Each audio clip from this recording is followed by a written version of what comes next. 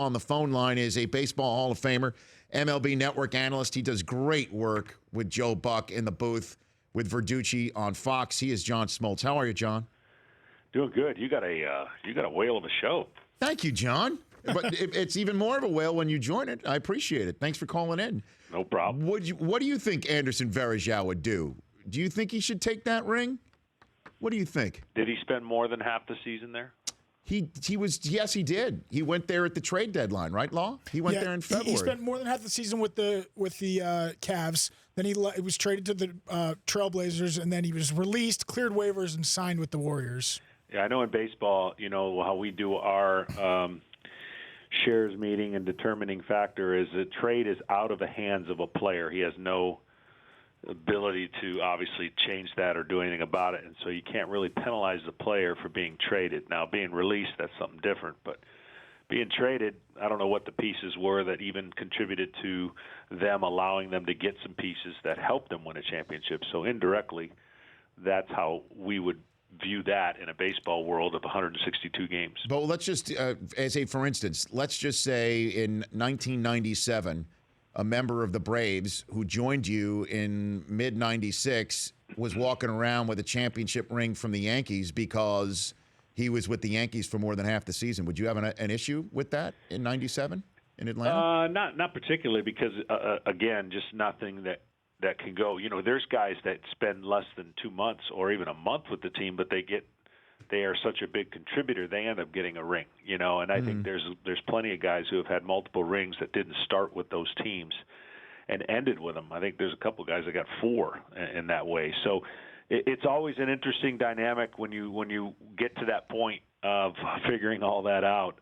Baseball has a little bit more complexity to it because of the guys that get called up and sent down and so on and so forth. John Smoltz here on the Rich Eisen Show. Okay, who do you think should be, let's go through a list of people here that should be buyers or sellers when next week hits with the trade deadline. Do you think the Yankees should be selling, staying put? Yeah, and I maintain with their selling, they'd actually be doing a better service for their season to still compete. See, I think there's a flaw in thinking that if you sell, you're giving up.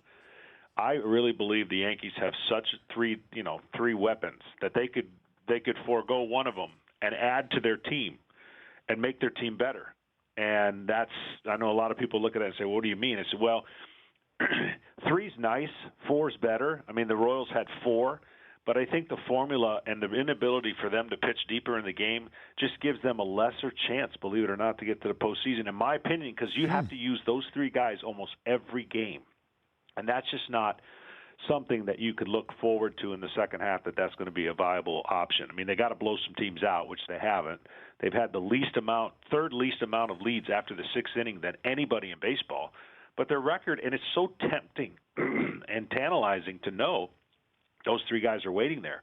But I still maintain you can make your future of your organization in such a different way because these guys are so good that if you're not in position to really go and win it all, why not think about doing one of those 2 things and really change your franchise? Because the demand's going to be great. Sure. So which one would you cough up?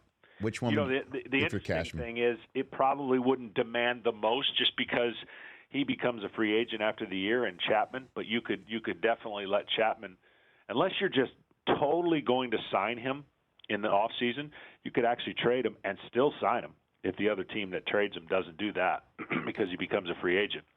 But Miller probably would demand the most. I think that's the one guy that is under contract and could be a closer for anybody. I think ultimately you end up with Betances as your future. But it's sure intriguing to play general manager fantasy and sit there and go, man, I can get 2 impact guys immediately that can play for my team right now, or 1 impact and 3 dynamic prospects. You can start asking. Teams are going to get desperate. You've got to sell as high as you possibly can or trade as high as you possibly can. And that's why you can go out there and say these guys aren't on the market, which I never believe. You're just trying to drive the price up. Baseball Hall of Famer John Smoltz joining me here on the Rich Eisen Show. So I'm putting the kids down last night, and then I go back to my phone, and I see a notification that Aroldis Chapman had just thrown a 105.1 mile per hour pitch, and so I wanted to go see that right away. And it wasn't even hittable, John. So the question is to you, are you impressed when you see that number hit? I mean, what do you think of as a top-notch all-time pitcher, Well, I'm John? impressed with his arm, period. I just don't believe it. Like, I'm just not a believer of 105. I've always said that when a ball is down, when you throw a ball down, the reading is usually higher. I want to see 105 up. And if 105 comes up in the zone, then I might have to change my thinking. I just think there's flaws in some of the ways that we monitor and kind of, all of a sudden, how is it that we – Nolan Ryan was the guy that we all looked at and go, wow. Now it's every other day we're seeing a Nolan Ryan. I just don't understand how these numbers are getting to the point where 104, 105 is becoming common practice.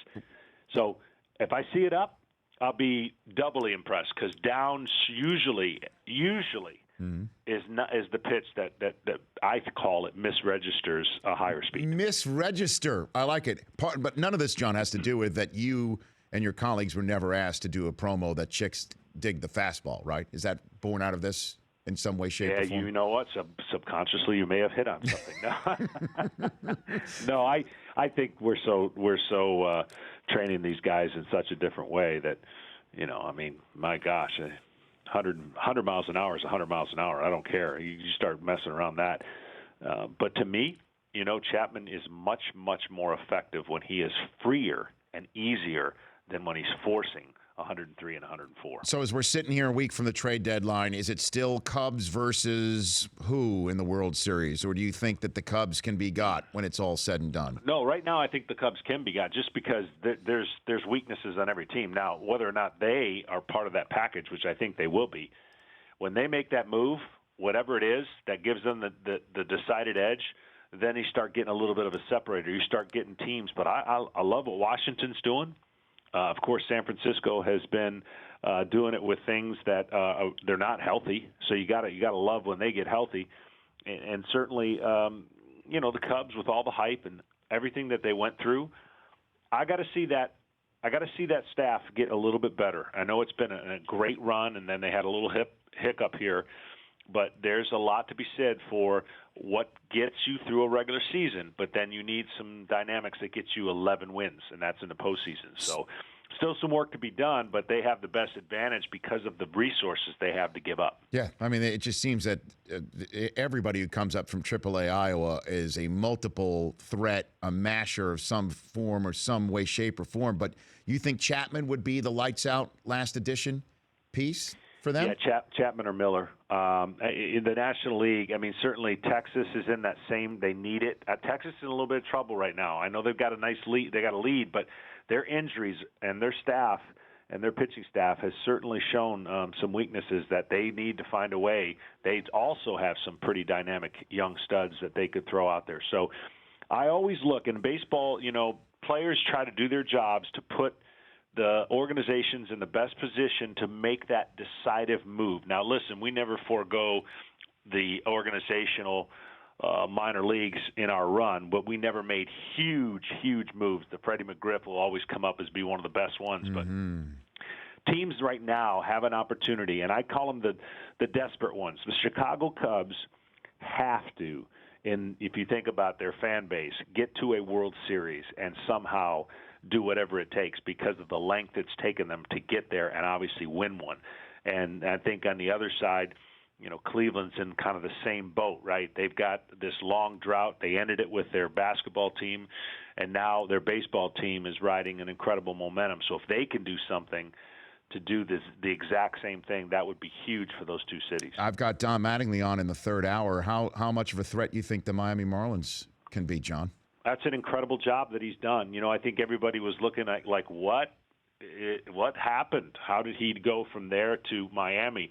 Obviously, environment in L.A. was something that was not conducive for Don Mattingly, and he has taken an interesting place and turned it into readily competing for not only a postseason title, but possibly making a move. Everyone thought the Marlins might be the team that would start separating some pieces to rebuild their future, but They have one of the best pitchers in the history of the game going, and they have some dynamic offense and players that can certainly contribute to the level where it's legit. I mean, the Marlins are legit, and it's a huge turnaround for Don Mattingly to set those standards.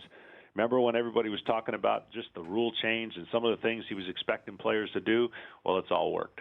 Yeah, and before I let you go, do you have to work on Hall of Fame weekend, or are you going to go back to Cooperstown, John? No, I'm driving there. I no longer can work, so I am a member to return as many times as I possibly can, and I'm telling you, I am looking so forward to this because I am so relaxed, like I'm breathing better than I did last year at this time, and I'm going to take it all in, all the things that I missed, and short of missing Tahoe this weekend, which is that hurts. I'm not going to lie, but I need to defend the golf tournament at the Hall of Fame, and that'll be my Tahoe this weekend. Well, enjoy it, John. Enjoy it. You deserve it. And I really love the listen and the watch with you and Joe Buck and Verducci. It's excellent. It really is terrific. I appreciate it. Hopefully, I can do it a few more times down the road. Okay, John. Thanks so much. Right. You bet. Yep. That's John Smoltz. The Rich Eisen Show, weekdays at noon Eastern on Audience.